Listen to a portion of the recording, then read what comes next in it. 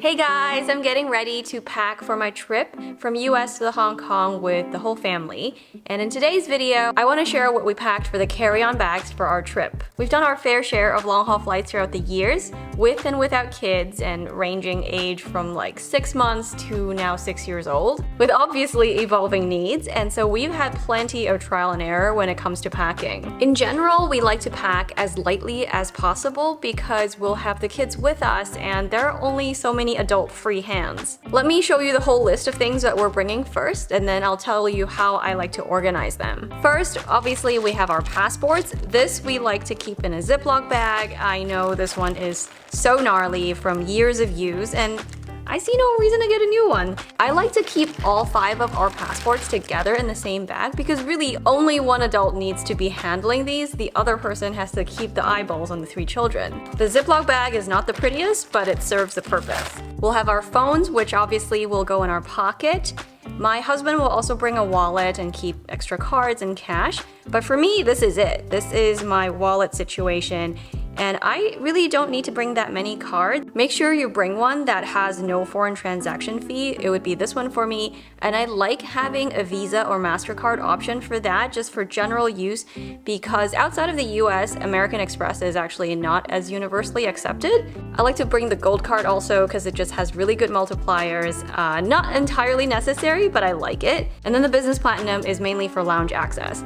Make sure if you're planning to visit any lounges that you've figured out which ones you're going to and what kind of access you need. This one helps me unlock the Centurion and Plaza lounges. And I actually still have $200 of airline credit on here where I can pay for the children's visit to the Delta lounges. Cash is much less of an essential these days, with credit cards being acceptable like even at vending machines. And upon arrival, I'll already have local currency, so in this case, I don't need to bring a whole ton of cash, just whatever I have laying around for emergency purposes. We're bringing chargers for the phones and devices, and then we're also bringing tablets for the girls. They both have the Amazon Fire tablet for kids. I have found these to be pretty useful for any age that is preschool-ish and up, where they can kind of interact with the games. And we'll make sure that these are completely charged to 100% before we leave, and we'll download whatever we need to download before we head out. We'll be bringing headphones as well. Obviously on the plane, you don't want to be annoying the other passengers.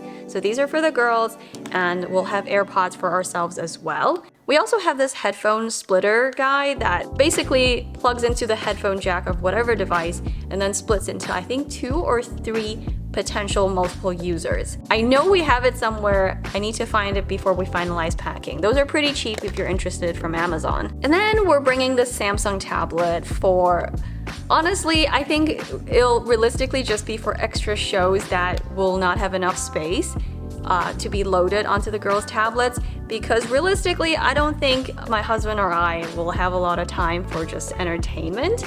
There will be screens on the plane as well, so there's some level of in-flight entertainment. This is just a really lightweight thing that we have laying around anyway, and we will bring it kind of as a backup. A few toys and activities and games for the kids that are not screens.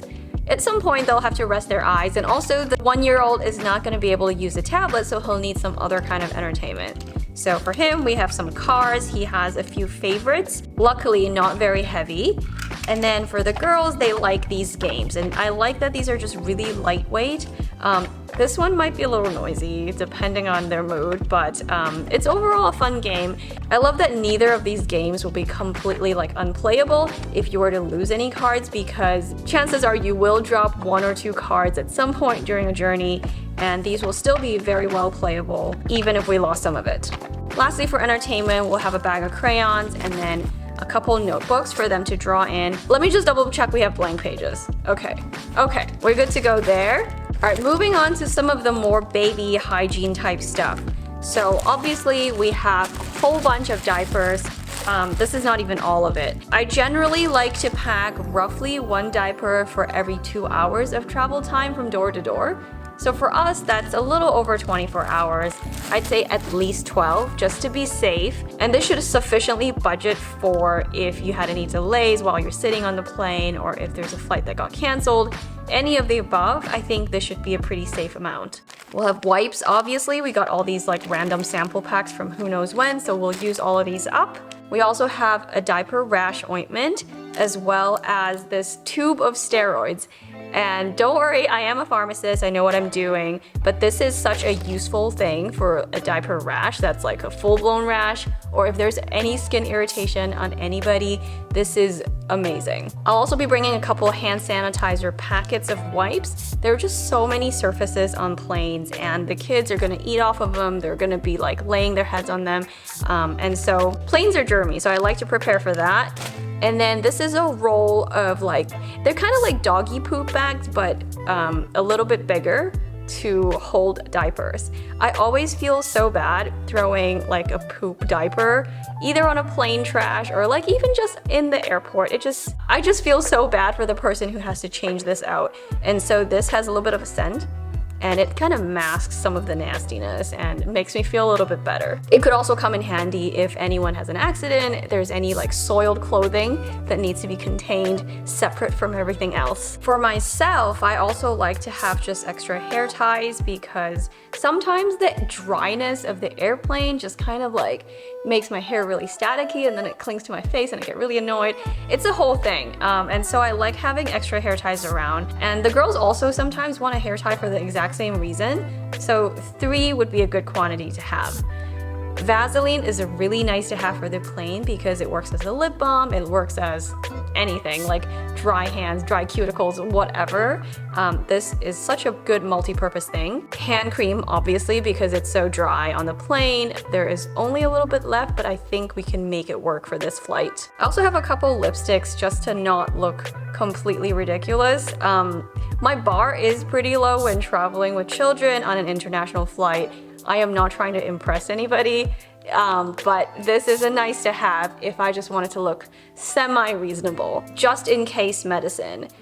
This is ibuprofen and it will work for like a cold, a fever, whatever, just feeling awful or teething. You just never know with kids. They could be completely fine when they are boarding the plane and then halfway through they're starting to feel terrible. So having this on hand would be good.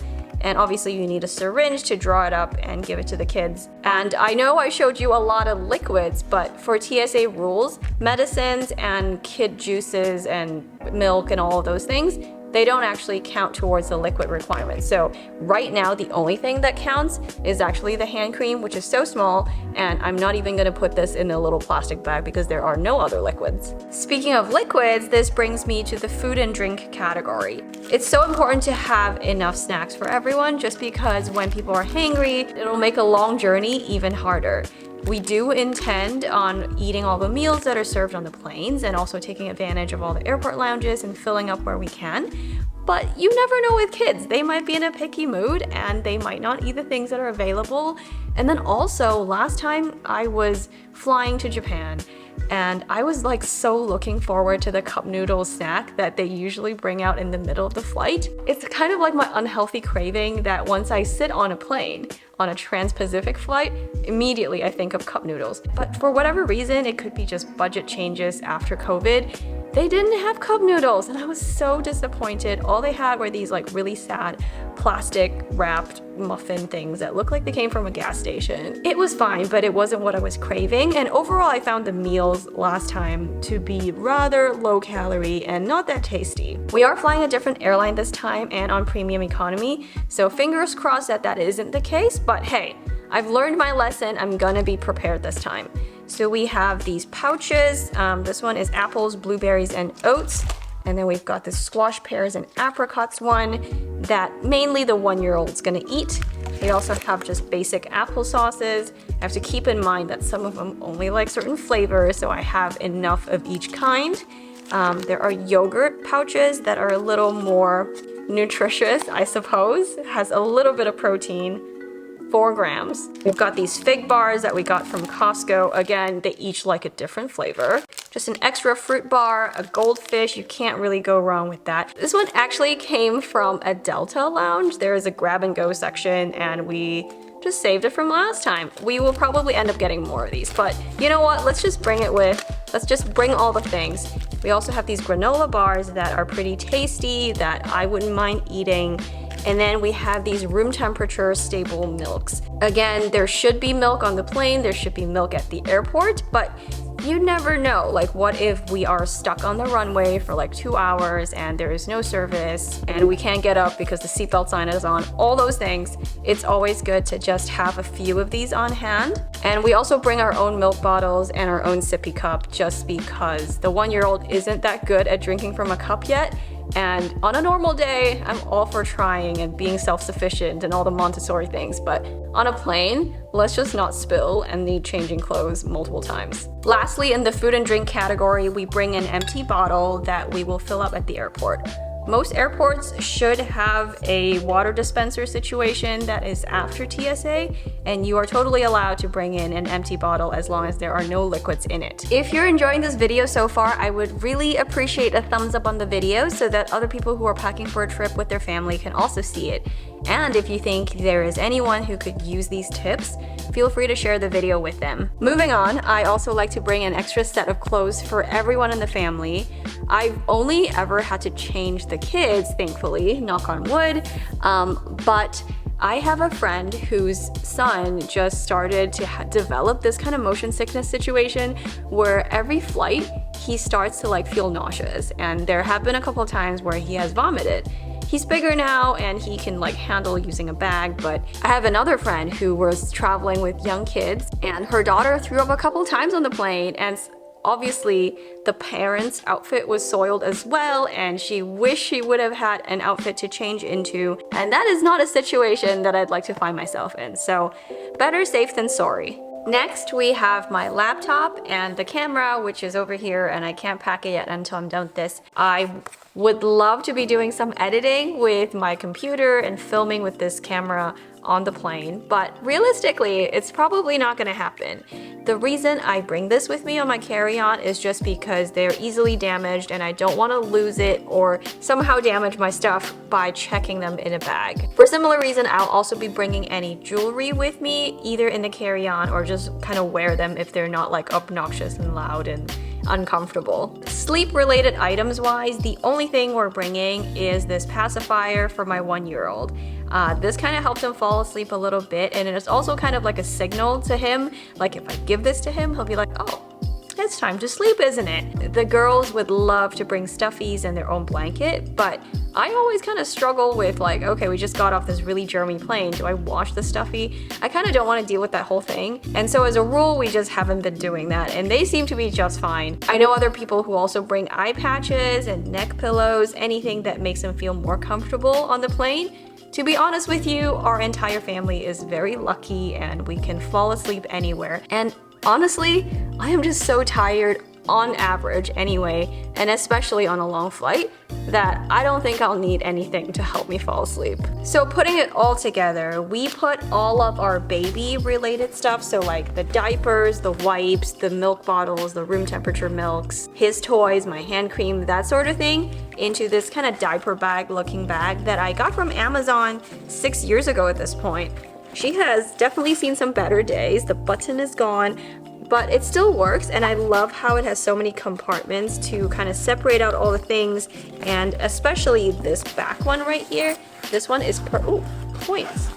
Hong Kong coins. This back one is perfect for putting my phone in as I wear it, and it's really accessible that way. I doubt they still sell this exact one, but I will link something that looks really similar on Amazon if you're interested. Everything that I mentioned in this video, I'll try to find a link for it and leave it in the description below. For our passports and all the entertainment devices and chargers and notebooks and crayons for the girls, we put it in this backpack.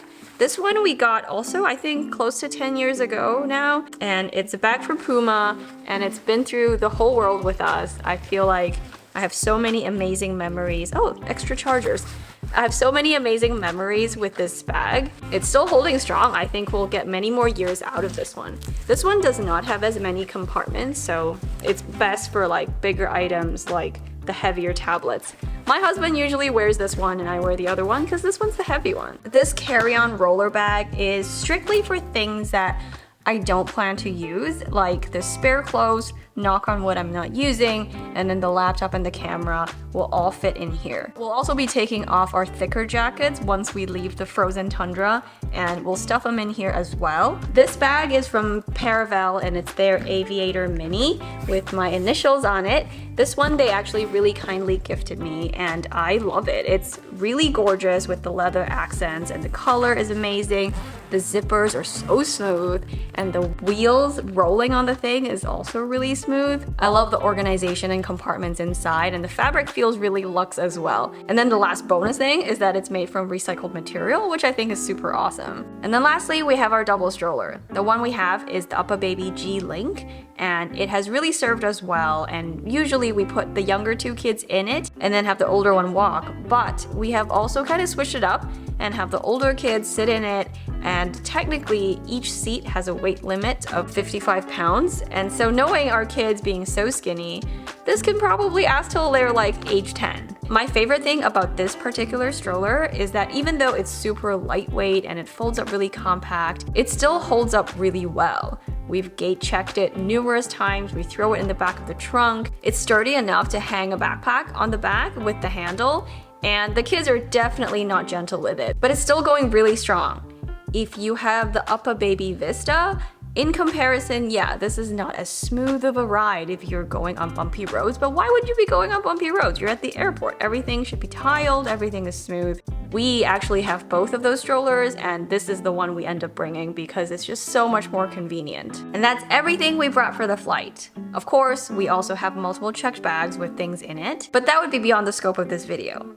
If you've made it to this point, I would love to know what kind of trip you're packing for or what trip you'd like to be packing for. And if you have any other suggestions on what to bring on a flight. I'll be sharing more of this trip in future videos, so be sure to subscribe and I'll see you again next time. Bye! Does it fit?